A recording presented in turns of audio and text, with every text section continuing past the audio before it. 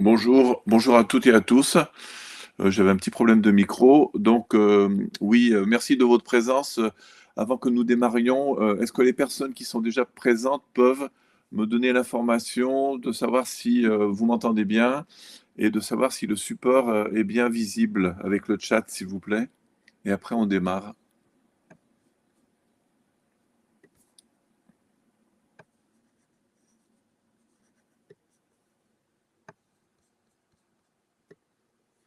OK. Bah, écoutez, merci. Bah, très bien, super, merci. Merci de votre réactivité, merci de vos réponses. Donc, ben, déjà, avant toute chose, je vous présente mes meilleurs vœux pour cette nouvelle année 2025, en espérant que tout aille bien pour vous, autant professionnellement que d'un point de vue famille, privé et familial. Donc aujourd'hui, je vous propose que nous regardions ensemble les nouvelles modalités liées à la loi industrie verte concernant les autorisations environnementales et donc le sujet de la consultation publique parallélisée avec un objectif fort de ce webinaire, c'est de limiter les risques pour les projets donc, qui sont assujettis à cette demande d'autorisation environnementale. Donc, avant que l'on démarre, j'aimerais bien connaître, s'il vous plaît, parce que je sais que j'ai toujours un auditoire assez varié, donc ce qui est très très intéressant, mais j'aimerais bien savoir donc quels sont vos projets. Enfin, vous ne rentrez pas dans les détails, hein, bien évidemment, vous gardez la confidentialité, vous me dites juste dans quel secteur d'activité vous êtes, si c'est les ENR, de l'éolien, si vous êtes dans l'installation de sites industriels, que je sache à peu près sur quel registre on est. N'hésitez pas aussi à me donner l'état d'avancement si vous êtes vraiment très très très à l'amont de votre projet ou si c'est quelque chose qui est déjà bien démarré, voire en situation de blocage, ou si vous êtes déjà en train de démarrer une consultation parallélisée, par exemple. Et puis, donc, quel est le niveau de priorité pour vous, hein? Est-ce que vous avez de l'urgence parce que vous voyez que les choses se passent mal ou vous êtes plutôt dans quelque chose à moyen terme?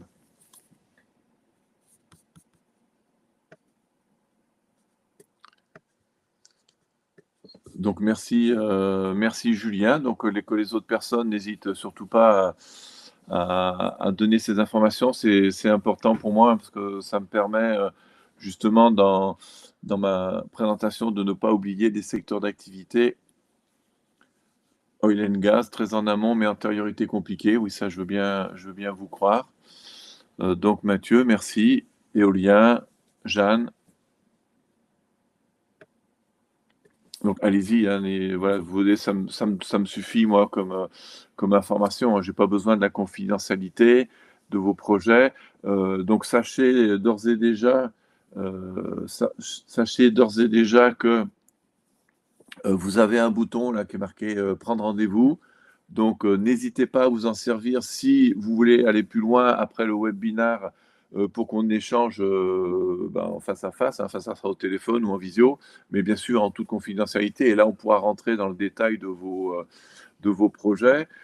Sachez qu'en vous inscrivant, ça vous permet d'avoir 30 minutes d'échange avec moi. Et là, on peut rentrer dans les détails. Et moi, je suis bien sûr tenu à la confidentialité des informations que vous échangez avec moi, même si vous voulez me faire signer un NDA avant le rendez-vous, il n'y a pas de problématique. Bon, donc on a un public très varié, ça c'est bien, des énergies renouvelables, mais pas que. On a aussi de l'industrie autre. Est-ce qu'il y a des personnes qui n'ont pas encore donné leur positionnement? Après, vous êtes aussi, pas forcément de me dire sur votre secteur, vous pouvez aussi me donner des informations sur votre état d'avancement, hein. Donc, il y a des personnes qui me disent, j'ai vu passer très en amont, donc ça c'est bien. Il y a un projet qui est en plein développement en Afrique. Donc voilà, vous pouvez me donner à la fois de l'information sur votre type de projet, son état d'avancement, son niveau de priorité. Ça, c'est important, hein, parce que s'il y a le feu, bah, il faut peut-être qu'on en parle tout de suite aujourd'hui.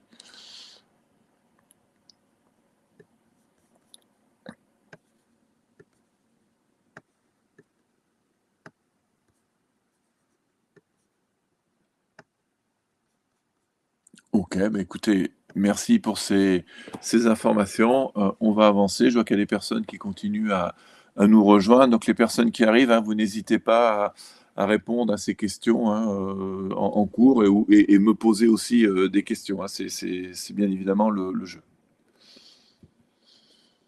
Donc, la réforme de l'autorisation environnementale, les points importants, donc là, j'ai fait du copier-coller, hein, je suis allé chercher de l'information donnée par une DREAL.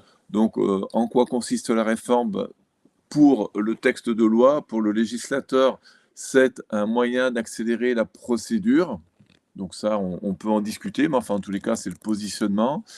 Donc, l'instruction du dossier de demande d'autorisation environnementale sera faite en parallèle par les services de l'État, les consultations obligatoires des différents organismes et instances compétentes, par exemple un parc naturel, les consultations des conseils municipaux et autres collectivités et la participation du public. Voilà, c'est conduit en même temps, d'où le terme consultation parallélisée.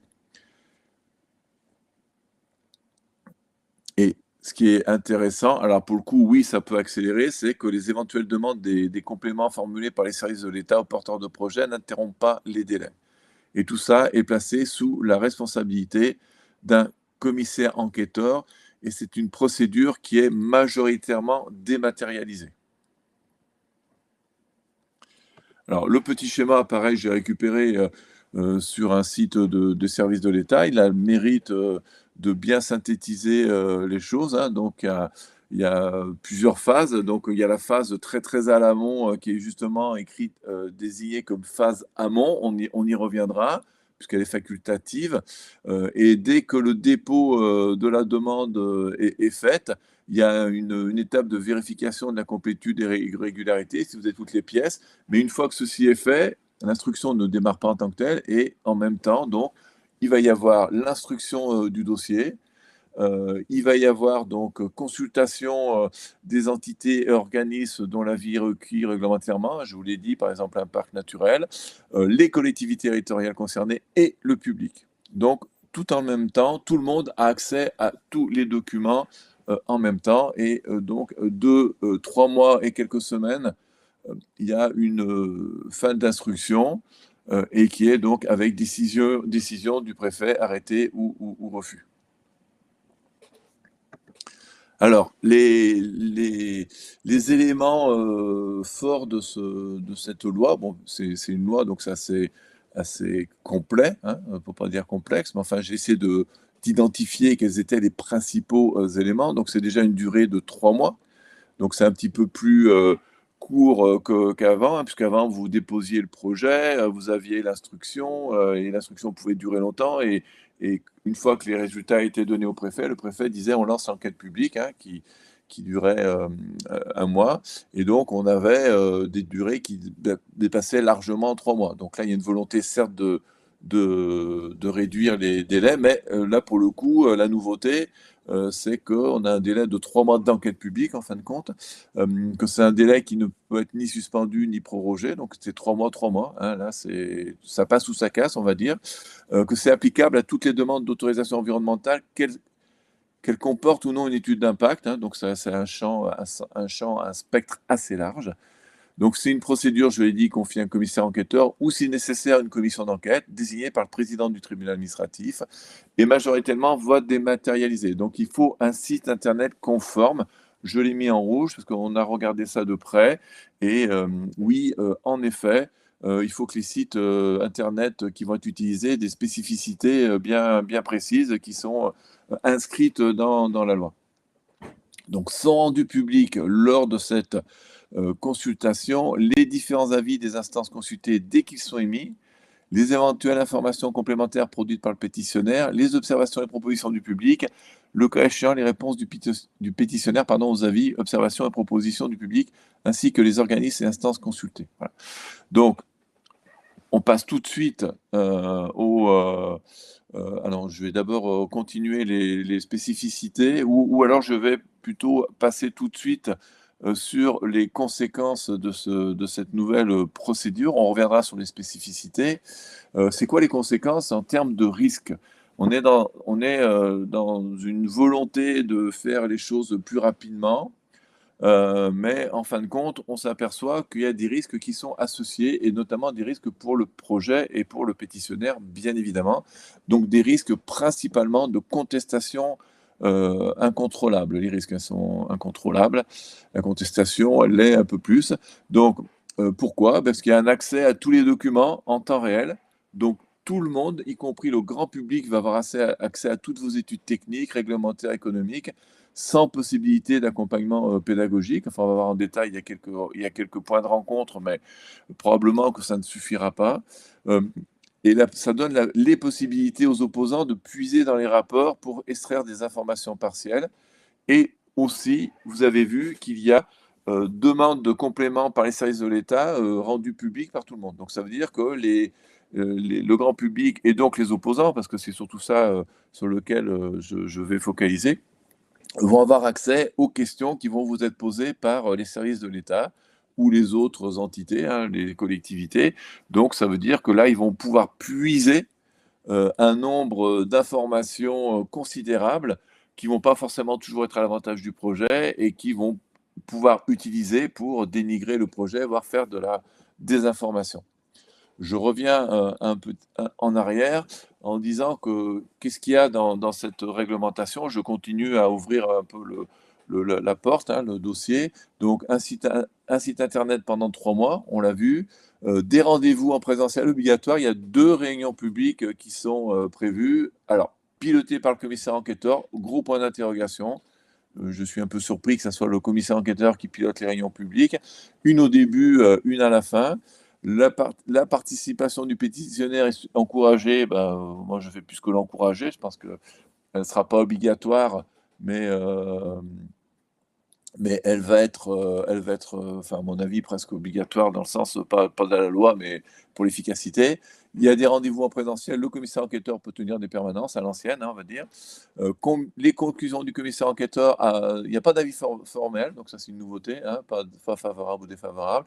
Elles arrivent 3 semaines à compter de la fin de la consultation publique transmise au préfet, et il y a 3 semaines pour lesquelles, enfin ces 3 semaines sont aussi utilisées pour recueillir les observations du pétitionnaire.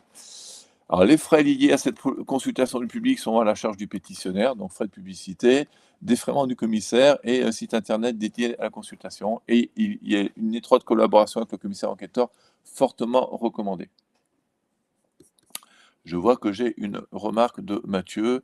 Suite aux attentats de 2015, l'État avait épuré certains documents pour y enlever les informations pour être intéressantes pour des terroristes, sauf erreur, cela couvrait à la fois l'exploitation, mais aussi la dépose des dossiers à votre écoute. Il me semble qu'on fait marche arrière. Ben ça, je ne peux pas vous dire, mais par rapport à ce à quoi vous faites allusion, là, en 2015, mais en tous les cas, c'est clair que là, tout le dossier, en l'état, sera accessible par tout le monde. Voilà. Ça, alors peut-être que ça correspond à ce que vous identifiez comme une marche arrière. Donc on revient sur les risques, hein, je les rappelle, hein, donc on vient d'en parler, hein, tout va être mis à disposition en temps réel et vous avez 3 mois pour présenter le projet, répondre aux questions des services instructeurs, enfin beaucoup de choses à faire dans des temps très très courts avec un rôle du commissaire enquêteur pardon, qu'on ne connaît pas encore complètement. Alors ce que je vous propose dans cette deuxième partie de mon exposé, c'est de voir, d'explorer avec vous, c'est comment on va réduire ces risques, hein, parce que c'est quand même l'objectif, hein, parce qu'il y a des risques, donc il faut les éviter, voire les réduire. Donc, la première chose que nous, on vous conseille de faire, c'est d'évaluer les risques de contestation, puisque à l'amont, hein, le plus à l'amont que possible, avant, en tous les cas, de déposer le dossier, puisque une fois que vous aurez cette évaluation de risque, vous aurez 2 cas de figure, soit vous êtes dans des risques faibles à modérés, eh ben, vous pouvez vous dire, on va préparer au mieux la mise à disposition des documents ou les réunions publiques, mais vous partez sur la consultation paralysée, vous déposez le projet, donc oui, ça va vous faire gagner du temps.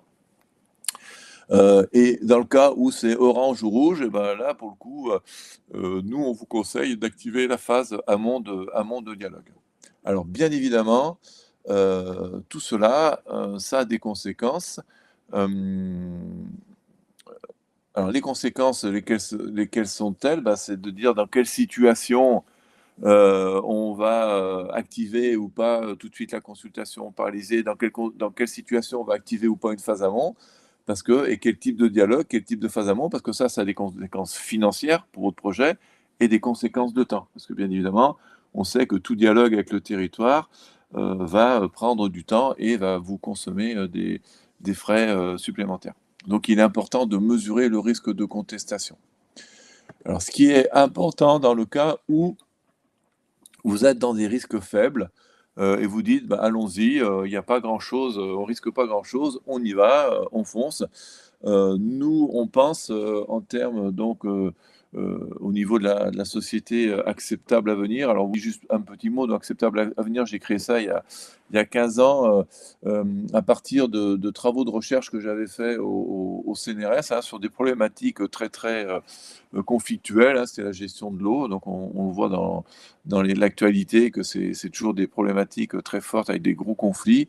Et on s'était aperçu qu'il y avait des façons d'amener un projet et de travailler avec le territoire qui pouvaient, une fois que c'était bien cadré, permettre de- d'aboutir à des consensus, à une appropriation locale, une acceptation locale, et qui permettait justement d'éviter ce qu'on a vu, par exemple, avec les bassines ou les choses comme ça. C'est cette expérience que je veux vous partager, hein. Ça, c'est 30 ans de recherche, 15 ans d'entreprise. Et donc, en lisant la loi, je me dis, OK, le site internet, bon, la première chose à faire, c'est qu'il faut qu'il soit conforme. Les spécificités sont quand même assez fortes. Mais en même temps, je pense qu'il est important, si vous partez tout de suite, même si vous êtes dans des risques faibles, c'est d'être en capacité de répondre aux questions. Alors, pas les questions techniques, parce que ça, vous savez faire et vous avez besoin de personne, mais des questions émotionnelles, puisqu'on sait très bien que dans tous ces projets qui sont ICPE notamment, il y a des questions avec une forte, forte dose d'émotion. Et donc, il y a besoin, donc, en temps réel, de faire la part des choses entre du factuel et de la réponse à de l'émotionnel. Être en capacité de faire de la médiation en temps réel auprès des parties prenantes, hein, si on voit que les choses commencent à partir dans le mauvais sens, il faut être en capacité de reprendre contact rapidement avec les parties prenantes. Je parle là des collectivités, des parcs, que vous pouvez faire en direct, bien évidemment, mais il peut y aussi avoir de la médiation. De ne pas oublier les 2 réunions publiques, hein. Je le répète, moi je fais plus que conseiller, je vous recommande fortement d'être présent lors de ces réunions publiques et surtout de ne pas laisser le lead au commissaire enquêteur. Il peut l'organiser techniquement, mais c'est le contenu, tout ça, c'est pas à lui de le faire, hein, c'est à vous. Euh, et, euh, et de aussi ne pas oublier la possibilité de faire de la pédagogie, hein, parce que ça on en parle souvent, mais il faut une pédagogie adaptée, parce que les gens vont se retrouver avec des dossiers très complexes et ils vont prendre des morceaux du dossier, et balancer ça sur les réseaux sociaux. Donc vous allez être dans des situations assez compliquées. Donc, même si vous partez sur un site internet conforme, faites en sorte que vous ayez des éléments qui vous permettent de réagir à toutes les situations. Si vous êtes dans le cadre d'un risque élevé, il faut qualifier ce risque pour savoir quel est le type de dialogue que vous allez proposer. Alors, évaluer un risque, c'est dans ce domaine-là, c'est quelque chose qui n'est pas évident. Donc, il existe plusieurs méthodes. Nous, on en a développé une, hein, qui est faite à l'aide d'outils, d'algorithmes qui nous permettent de récupérer de l'information concernant votre projet. On va faire une analyse de votre projet en termes de potentiel d'acceptabilité, parce que ça, on sait, si on regarde la littérature sur toute l'acceptabilité, que ce soit la littérature française ou internationale, c'est très clair que le fait qu'un projet soit accepté ou pas, on va dire 50-50, hein, c'est 50% de responsabilité, je pense que c'est une terme de responsabilité du projet, 50% du territoire, hein. Donc c'est pas tout le territoire qui est responsable ou tout le projet, donc il faut être capable de scanner ce projet en termes d'acceptabilité. Donc on a développé un algorithme qui permet de faire ce scan et de vous donner une image de votre projet en termes de potentiel d'acceptabilité, de montrer vos points de vigilance, ça c'est le radar qui est à droite. On a développé un autre outil qui permet de scanner le territoire, cette fois-ci d'avoir une sensibilité du territoire. Et quand on croise les deux, on a donc, avec un troisième logiciel, on a une évaluation du risque de contestation.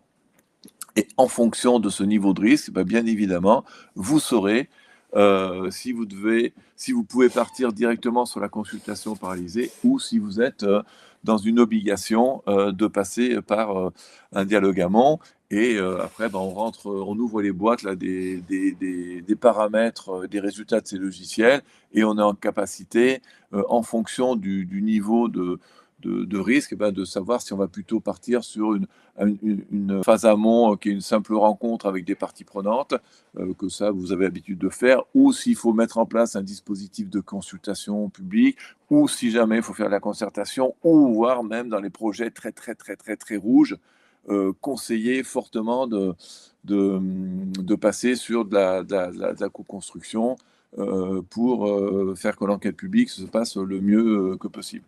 Alors bien évidemment, je sais que tout ça, quand je parle aux porteurs de projets, bah, ça fait peur, hein, parce que quand vous entendez concertation, co-construction, vous dites: «Ouh là là, mais où on va là? On part dans combien de temps?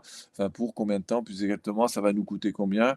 Donc c'est bien l'objectif d'avoir une analyse préalable très rapide et peu coûteuse, qui vous permet de tout de suite de savoir dans quelle situation vous êtes. Parce qu'après, c'est à vous de décider, hein, c'est en fonction des résultats. Vous dites: «Qu'est-ce que je fais? Je suis Orange, bah, tant pis, hein, j'y vais, je pars, tout de suite en consultation paralysée, puis je me protège, je mets en place, des dispositifs, comme on a vu précédemment, de la médiation, de la pédagogie, des réunions publiques bien préparées, ou alors, bah, je fais une phase préalable de dialogue parce qu'autrement je vais, aller à la catastrophe, quoi». Voilà, donc mais c'est vous qui décidez, mais on vous donne bien sûr les outils, les moyens, les informations, les matrices pour que vous preniez vos décisions. Et quand je dis «vous», bien évidemment, c'est pas que, le chef de projet, c'est, toute l'entreprise, hein, parce que quand on est quand on en arrive là, c'est que le projet, bah, il est encore à risque, et puis il y a des centaines de milliers d'euros, qui ont été déjà investis dans les études de faisabilité, des études voilà, bon, enfin vous connaissez votre métier. Je ne vais pas vous l'apprendre. Mais en tous les cas, sachez que, des démarches préalables, alors pas préalables au sens, concertation préalable, obligatoire, mais, volontaires, des démarches volontaires de consultation, de dialogue, d'information, de co-construction, ça fait gagner du temps énorme, hein. Donc nous, on a observé que ça faisait gagner 6 à 12 mois, de temps parce que ça évite les conflits, ça réduit les tensions. J'ai eu un directeur, adjoint de Réal qui m'a dit que même quand il y avait du travail amont, ça leur facilitait l'instruction, hein. C'est quand même pas négligeable, hein. C'est-à-dire qu'ils sont plus, sensibles à des projets pour lesquels ça se passe mal, et les regardent plus en détail, que les projets pour lesquels ça se passe bien sur le territoire. Que dans 90 de cas, les projets obtiennent leurs autorisations. Que ça permet, de limiter fortement les recours, les blocages ou les abandons. Que ça permet même d'éviter des oppositions, c'est-à-dire que quand l'enquête publique arrive, bah, il y a plus d'opposition, que ça permet même, dans certains cas, de faire, changer de position, des opposants, que vous auriez vus, voilà. Alors, bon, tout ça, pour vous dire que c'est une bonne chose, cette réglementation, mais avec plein de points de vigilance, hein, points de warning, qu'il y a de quoi les contourner, de quoi les éviter, de quoi répondre à ces risques. Alors pour ça, donc, si ce que je vous ai dit, ça fait écho chez vous, vous n'hésitez pas à prendre rendez-vous, puis pendant 30 minutes, on parle de votre projet, puis je vous donne, tout de suite mon ressenti, hein, donc en 30 minutes, ça m'est déjà arrivé de réorienter une démarche d'un projet, et que tout se passe très bien pour le projet. S'il y a des gens qui sont plus dans des recherches d'informations génériques, bah, n'hésitez pas à m'envoyer un mail, je répondrai. Voilà, et beh, écoutez, merci pour votre, attention, de votre écoute, n'hésitez pas, on va peut-être, prendre quelques questions. Là, pour l'instant, il n'y a que Mathieu qui avait réagi. Si vous avez des questions, des remarques, n'hésitez pas, vous avez le chat à votre disposition. Nous avons encore, allez, 5 minutes, de disponibilité de la salle, là, virtuelle, donc allez-y, n'hésitez pas.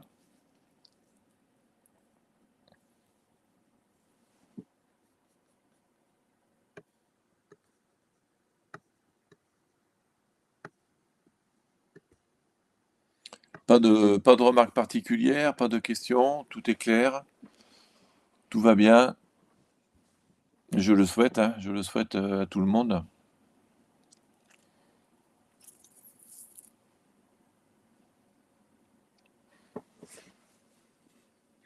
OK, bah, écoutez, si, s'il n'y a pas plus, de demandes de questions ou de compléments d'informations ou de réactions, bah, écoutez, je vais vous remercier, puis on va arrêter le webinaire ici. Donc, je vous remercie, de nouveau pour votre participation. Ah, pouvez-vous revenir sur la concertation? Alors, précisez votre question, s'il vous plaît.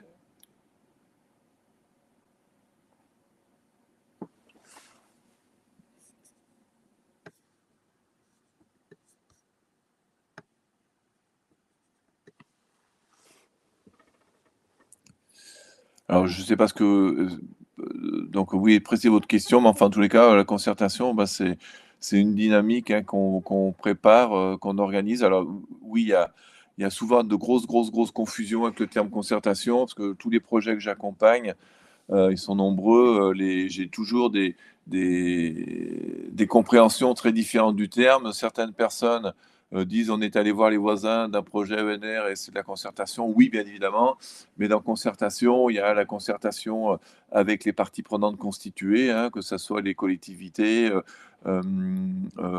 aussi, même les services de l'État, hein, ou les CDPENAF, ou les chambres d'agriculture, mais il y a aussi la concertation publique. Et une concertation, c'est une démarche de dialogue dans laquelle, il faut qu'on, entre guillemets, qu'on rende des comptes avec les personnes avec qui on a concerté et qu'on leur dise, voilà, comment le projet va évoluer en fonction de ce que vous nous avez dit. Le degré un peu moins impliquant précédent, c'est la consultation où vous envoyez des informations, vous dites, on reviendra vers vous pour vous dire, comment on a pris en compte vos remarques, vos questions, vos propositions, mais c'est moins engageant. Et donc, en revanche, une concertation, il faut que ça soit hyper organisé, structuré pour que ça tienne dans le temps et surtout toujours avoir un temps d'avance, sur, les éventuels, contestataires. La concertation n'est pas toujours obligatoire, il y a plein de situations. Ah oui, CNDP, ben non, la CNDP, c'est maintenant, c'est très, ils ont baissé le seuil, hein, je crois que maintenant, c'est 300 millions de travaux, enfin d'investissements, à partir duquel il faut, solliciter, la CNDP. Quand on en est en dessous, on peut tomber, dans la concertation, préalable. Donc ça, c'est encore une autre phase, réglementaire, qui peut, ça dépend du type de projet. Le préfet peut décider aussi de lancer une concertation préalable, et qui, sur sa propre initiative ou sur sollicitation de certaines parties prenantes. Il y a des collectivités qui peuvent se rassembler pour demander des concertations, obligatoires. Donc oui, il y a des concertations obligatoires, mais souvent, il y a des concertations qui ne sont pas obligatoires, et qui peuvent être, donc des démarches volontaires. Et pour avoir discuté, avec l'ancienne présidente de la CNDP, par exemple, quand la CNDP, se saisit d'un projet ou est saisie d'un projet, elle ne fait que ce qu'on appelle une concertation d'opportunité, c'est-à-dire si le projet, est le bienvenu ou pas. Mais, tout le travail de dialogue, de concertation, de comment faire évoluer le projet pour l'améliorer, bah, ça, ils ne prennent pas en charge. Donc elle m'a toujours dit: «Nous, on ne fait qu'une partie du process», même si ça pèse lourd, hein, pour les gros projets, mais il faut absolument que le pétitionnaire mette en place un dispositif de dialogue en continu. Donc faites attention, le terme concertation, est un terme, valise dans lequel on met plein de définitions. Il y a de la concertation obligatoire, réglementaire, il y a des façons de faire de la concertation, qui sont très différentes, et donc, ce que nous on a pris l'habitude de faire, c'est pour ça qu'on a développé tous ces outils, c'est pour calibrer, dimensionner très à l'amont, ces démarches de dialogue avec le territoire qui peut, je le répète, de la formation, de la consultation, de la concertation, voire de la co-construction, mais de bien dimensionner pour pas vous faire perdre votre temps et surtout pas ne vous tomber dans des pièges, hein, parce que la concertation, ça peut devenir aussi un piège. En revanche, les démarches volontaires de dialogue sont vraiment des outils très puissants.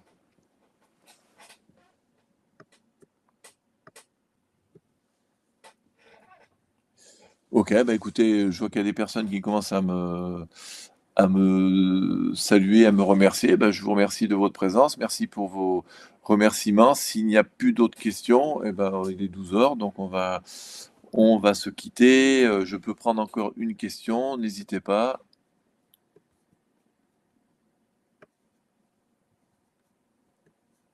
OK. Bah, écoutez, merci à toutes et à tous. Je vous souhaite, une bonne journée. N'hésitez surtout pas à me contacter, si vous avez des questions très, très particulières. Si ce que je vous ai dit, ça évoque chez vous des ça fait écho chez vous et on en parlera, tranquillement. Je vous remercie. Bonne journée. Au revoir.